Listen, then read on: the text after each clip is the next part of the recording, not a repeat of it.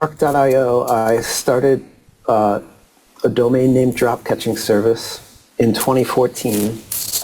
I got into domain names because I like to launch projects and stuff, and you need domain names for that. And so there was one domain name I was looking at, and it expired, and I looked into like when is it going to become available again, and all this stuff. And I wrote the script to alert me when it became available. And I was like sitting down to dinner, and I got this email message that it was available. So I ran.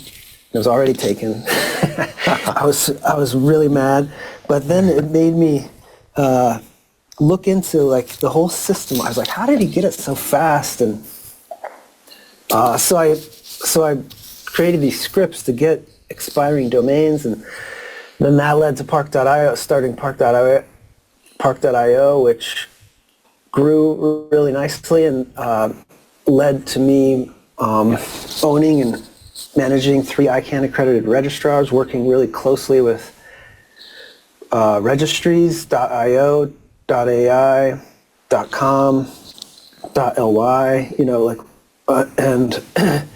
and just getting really to know all that, the whole domain name system, and from the inside, and it is pretty interesting. But that led to, well, at the same time, I was really into Bitcoin and just thought it was a revolutionary thing. It's just an amazing thing that like money that's not controlled by anyone, and it's all done with math and stuff. I thought it was so awesome, and I loved that. I loved the idea. I loved the cypherpunk idea that people.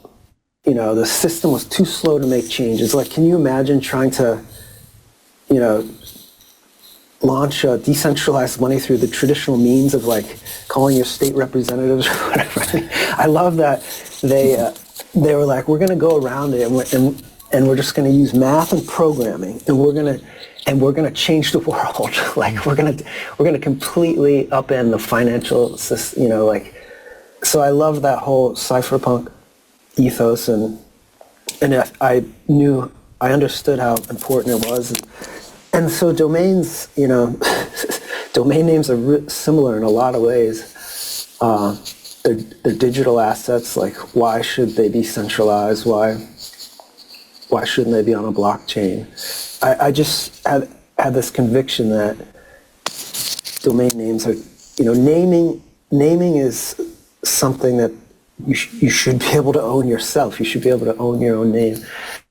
And so that led to looking into other solutions like Namecoin and ENS and Handshake.